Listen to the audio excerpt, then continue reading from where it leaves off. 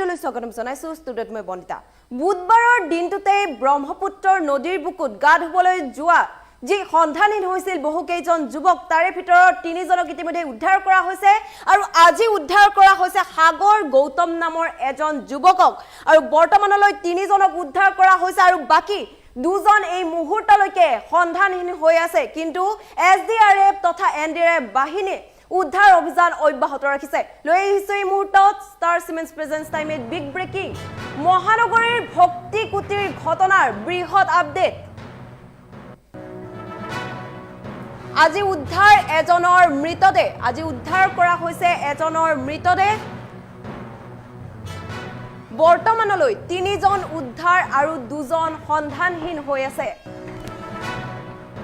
উদ্ধাৰ হোৱা মৃতদেহটো দিল্লীৰ গুৰগাঁৱৰ সাগৰ গৌতম বুলি চিনাক্ত কৰিব পৰা গৈছে আৰু যোৱা বুধবাৰে গা ধুবলৈ গৈ বৰলুইটত সন্ধানহীন হৈছিল 5জনকৈ লোক আৰু শনিবাৰে ৰৌনক সাদক আৰু যোৱা সোমবাৰে প্ৰতাপ ৰায়ৰ উদ্ধাৰ হৈছিল মৃতদেহ আৰু আজি মহানগৰীৰ ভক্তিকুটিৰ ঘটনাৰ এয়া ব্ৰেক আপডেট যে আজি আন এজন যুৱকৰ মৃতদেহ উদ্ধাৰ কৰা হৈছে সাগৰ গৌতম নামৰ এজন যুৱকৰ মৃতদেহ উদ্ধাৰ কৰা হৈছে আৰু বৰ্তমানলৈ তিনিজন উদ্ধাৰ হোৱা বুলি জানিব পৰা গৈছে কিন্তু বৰ্তমানেও দুজন এতিয়াও সন্ধানহীন হৈ আছে যদিও এছডিআৰএফ বাহিনী উদ্ধাৰ অভিযানত নামি পৰিছে যি ভয়ংকৰ ঘটনা ঘটিছিল যোৱা বুধবাৰৰ দিনটোতে গা ধুবলৈ গৈ বৰলুইটত সন্ধানহীন হৈছিল 5জনকৈ লোক আৰু শনিবাৰে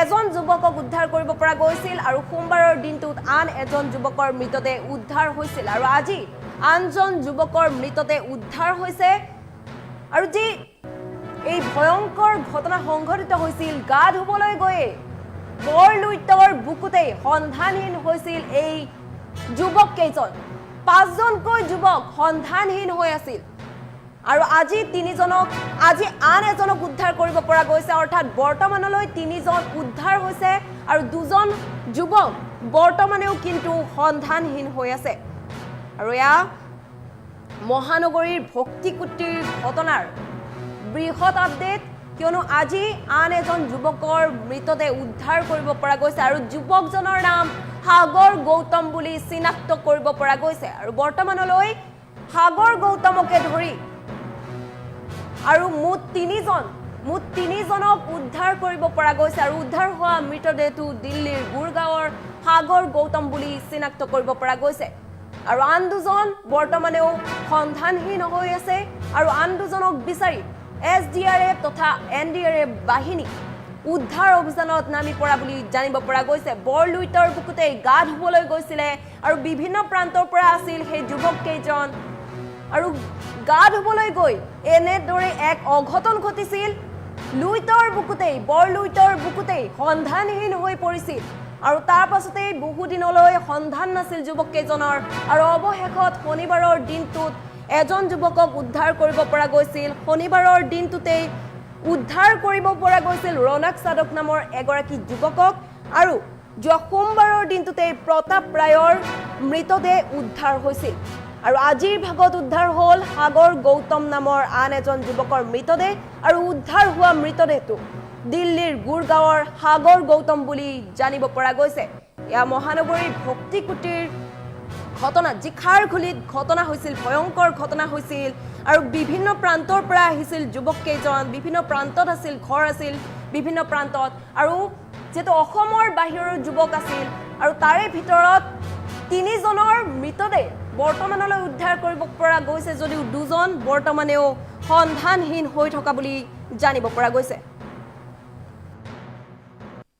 প্ৰথম পৰ্যায়ত তেওঁলোকে কোনো ধৰণৰ আমাক গুৰুত্ব দিয়া নাছিলে আমি যিহেতুকে ঘটনাটো ঘটিছিলে বুধবাৰ দিনাখন বৃহস্পতিবাৰ ৰাতিপুৱা আহি আমি তেওঁলোকক সহায় বিচাৰিছিলোঁ তেওঁলোকে কোনো ধৰণৰ গুৰুত্ব নিদিলে তাৰপিছত বৃহস্পতিবাৰ শুকুৰবাৰ দুদিন যেনেকৈ কোনো গুৰুত্ব দিয়া নাছিলে এনডিআৰএফৰ মানুহখিনি আহিছিলে আমিতো নদীত নামিব নাজানো আমি আহি পেলাই তেওঁলোকৰ লগত কথা বতৰা পাতিছিলোঁ কিন্তু তেওঁলোকৰ যিটো প্ৰচেছত তেওঁলোকে যিটো উদ্ধাৰ অভিযান চলাইছিলে সেইটো নোলায় তেওঁলোকে ওপৰে নাৱৰ ওপৰে আহি পেলাই ঘূৰি ফুৰি থাকে আৰু এগেষ্টত যেতিয়া আমি শুকুৰবাৰলৈকে যেতিয়া কোনো ধৰণৰ অনুসন্ধান পোৱা নাই, তেতিয়া আমি ভক্তিপতিৰ এগেষ্টত আমি এটা এজাহাৰ দাখিল কৰিছিলোঁ।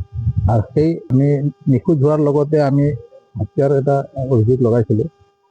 তেতিয়া তেওঁলোকে অলপ গুৰুত্ব দিলে, গুৰুত্ব দিয়াৰ পিছতে তেওঁলোকে অলপ আমাক এতিয়া নিখোজ হোৱা যিখিনি তেওঁলোকক বিচৰাত অকণ সহায় কৰিছে। জাল, হুক এইবিলাক আনিছোঁ, বৰশী আনিছোঁ।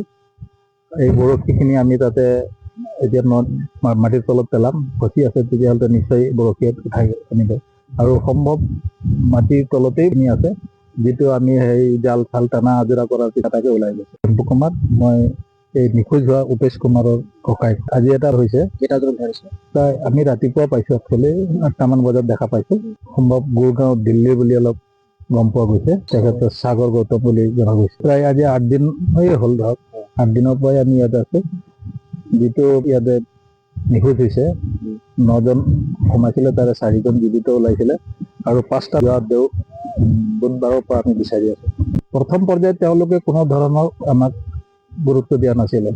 আমি যিহেতুকে ঘটনাটো ঘটিছিলে বুধবাৰ দিনাখন, বৃহস্পতিবাৰ ৰাতিপুৱা আহি আমি তেওঁলোকক সহায় বিচাৰিছিলোঁ। তেওঁলোকে কোনো ধৰণৰ গুৰুত্ব নিদিলে। তাৰপিছত বৃহস্পতিবাৰ, শুকুৰবাৰ 2 দিন যেনেকৈ কোনো গুৰুত্ব দিয়া নাছিলে। NDR পৰা মানুহখিনি আহিছিলে, আমিতো নদীত নামিব নাজানো, আমি আহি পেলাই তেওঁলোকৰ লগত কথা বতৰা পাতিছিলোঁ। কিন্তু তেওঁলোকৰ যিটো প্ৰচেছত তেওঁলোকে যিটো উদ্ধাৰ অভিযান চলাইছিলে, সেইটো নোলায়। তেওঁলোকে ওপৰে নাৱৰ ওপৰে আহি পেলাই ঘূৰি ফুৰি থাকে। আৰু এগেষ্টত যেতিয়া আমি শুকুৰবাৰলৈকে যেতিয়া কোনো ধৰণৰ অনুসন্ধান পোৱা নাই, তেতিয়া আমি ভক্তিপতিৰ এগেষ্টত আমি এটা এজাহাৰ দাখিল কৰিছিলোঁ। আৰু সেই আমি নিখোজ হোৱাৰ লগতে আমি হত্যাৰ এটা অভিযোগ লগাইছিলোঁ। তেতিয়া তেওঁলোকে অলপ গুৰুত্ব দিলে, গুৰুত্ব দিয়াৰ পিছতে তেওঁলোকে অলপ আমাক এতিয়া নিখোজ হোৱা যিখিনি তেওঁলোকক বিচৰাত অকণ সহায় কৰিছে। জাল, হুক এইবিলাক আনিছোঁ, বৰশী আনিছোঁ। এই বৰশীখিনি আমি তাতে এতিয়া মাটিৰ তলত পেলাম, ফচি আছে, তেতিয়াহ'লে নিশ্চয় বৰশীত উঠাই আনিব। আৰু সম্ভৱ মাটিৰ তলতেই নি আছে, যিটো আমি সেই জাল চাল টানা আজোৰা কৰাৰ পিছত তাকে ওলাই গৈছে। চম্পু কুমাৰ, মই এই নিখোজ হোৱা উপেশ কুমাৰৰ ককাইক। আজি এটা হৈছে, প্ৰায় আমি ৰাতিপুৱা পাইছোঁ, একচুৱেলি 8টামান বজাত দেখা পাইছোঁ। সম্ভৱ গুৰগাঁও, দিল্লী বুলি অলপ গম পোৱা গৈছে। তেখেতৰ সাগৰ গৌতম বুলি জনা গৈছে। প্ৰায় আজি 8 দিন হ'ল, ধৰক 8 দিনৰ পৰাই আমি ইয়াতে আছোঁ। যিটো ইয়াতে নিখোজ হৈছে, 9জন সোমাইছিলে, তাৰে 4জন জীৱিত ওলাইছিলে আৰু 5টা দেও বুধবাৰৰ পৰা আমি বিচাৰি আছোঁ। প্ৰথম